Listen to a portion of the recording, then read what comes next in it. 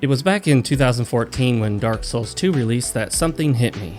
I couldn't quite put my finger on it, but I knew something was wrong. I'm Fox with RealMarcFoxx, and this is your home for rational, reasonable, real gamers. You can't handle the truth! When I played the network test for Dark Souls 2, I was virtually alone in criticizing the game for feeling floaty and off. Something about the basic movement wasn't right, and I knew it from the start. Yet, nearly everyone else was praising the game to no end. The only other content creator I remember criticizing the game from the start was Martyrs Brigade 99. I think a lot of the praise was based on hype and anticipation, a kind of wishful thinking. It wasn't until months later that the truth about the game began to come out in full force. Content creators were shifting from unabashed lust for the game to measured criticisms. Wasn't long after that when many people in the Souls community were outright bashing the game for its many, many flaws. Everyone knows about the haphazard, nonsensical geography, the enemy gank squads, the poor hit detection, washed out color palette, and of course, the publisher lying to us about the lighting system that was silently removed despite being present even in promotional material long after the game was released for sale. But beyond that, I think one of the biggest issues with the game was the basic control of the character. Gone was the 360-degree movement, replaced with an odd, stilted snap-to positioning. Several YouTubers have released videos detailing this issue, and a few fixes for the problem exist as mods for the PC version, though none entirely resolve the brokenness. This made it so that even the simplest maneuvers around tight spaces could feel a bit more precarious than they actually needed to be, considering you were snapping in one direction or another once your joystick moved a certain direction. And it also made camera movement a lot more jarring, where it really only felt like you could go left, right, up, or down, and the angles weren't really as easily accessible from the joystick. This also affected how your lock-on felt, where movement only felt like it was in 8 directions. But how was it that so many people thought it was amazing then, and still so many people think it's amazing to this day? Some Souls fans even declare Dark Souls 2 to be their favorite in the series, stating that its status as a black sheep is misguided and entirely unwarranted. Numerous content creators have uploaded long-form videos praising the game and defending it from the countless criticisms levied by others. I wish I could say the Dark Souls 2 fans are only newcomers to the series, but that's not the case. Some have been around since Demon Souls, playing all of From Software's Souls-style games. And here's where coffee comes in. I'm sure many of you were wondering how any of this can relate to one of the world's most popular drinks. Well, let me get to that. I'm a latecomer to the coffee fad. For a large portion of my life, I never drank the stuff, having fallen victim to the lie that it's bad for you, a crutch for waking up in the morning that only unhealthy people rely on.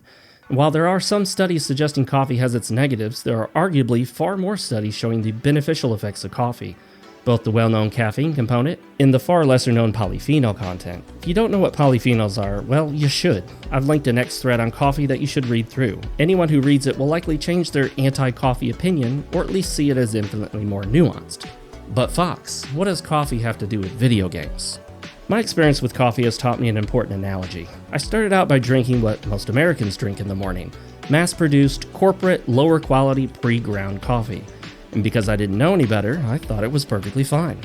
But over time, I started to delve into the incredibly complex and hotly disputed world of coffee and how to get the best cup. I quickly learned that the standard mass-produced stuff on most grocery store shelves was pretty darn mediocre, even bad. Coffee drinker, huh? I began by purchasing higher quality organic coffees grown in more stringent conditions, treated with more care in the growing, harvesting, and packaging methodologies. I learned that for a better cup of joe, you want to grind your coffee fresh for each use. I even experimented for a time with roasting my own beans, though that was a bit too time-consuming and cumbersome for my preferences. This is, excuse me, a damn fine cup of coffee.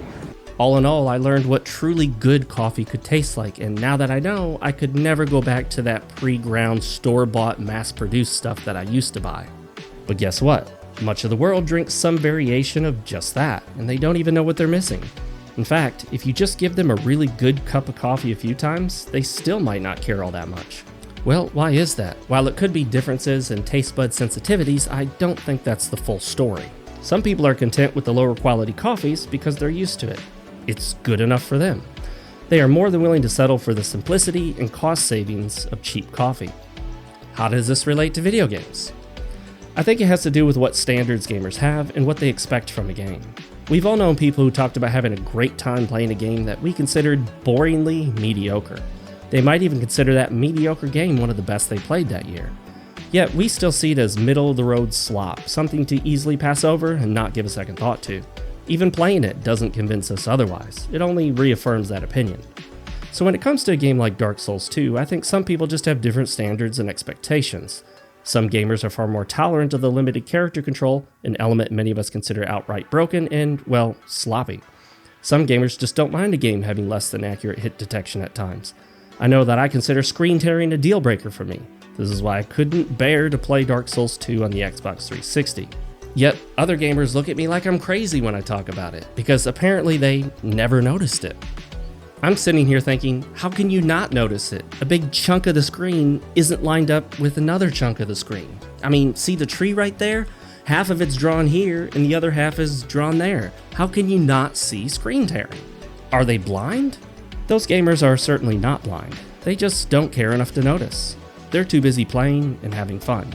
And so in like manner, I think many gamers are willing to overlook, even not notice, the odd 8-point snap to controls of Dark Souls 2.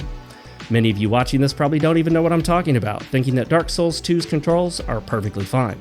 I've linked a video in the description that highlights the issue quite well. I've had gamers argue with me saying I'm wrong and it doesn't have that problem. Well, it does. It can be proven with objective observation and analysis and has been. Watch the video. Still, some of those gamers either insist it's a lie or claim it doesn't matter. How can the basic control of a character in a Souls-like not matter? But somehow, to them, it doesn't. They go on loving the game like the problem doesn't exist. And yet it does. So what's the lesson here?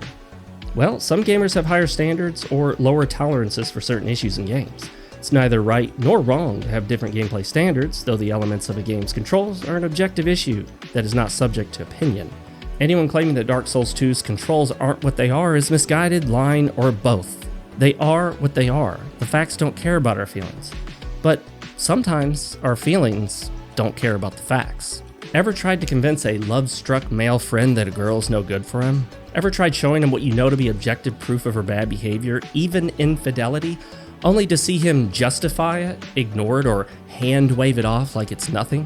What you can clearly see, he cannot.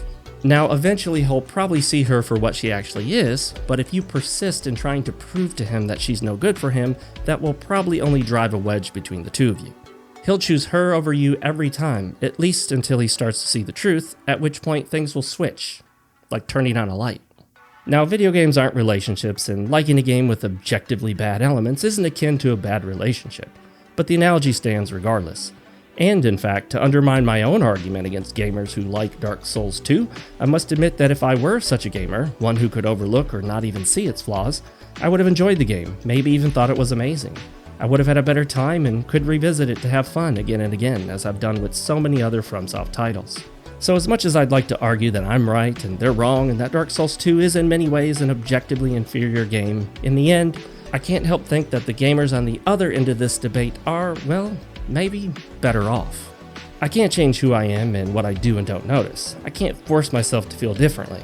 Believe me, I've tried. I've played through Dark Souls 2 start to finish multiple times, and each time I have, I've been thoroughly disappointed by the game. I just can't seem to change my opinion on it.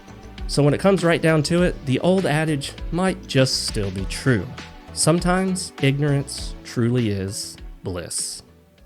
Thank you so much for joining me. I hope you subscribe, like the video, leave a comment for your thoughts on the video as well, and thank you so much to the channel members listed on the screen right now.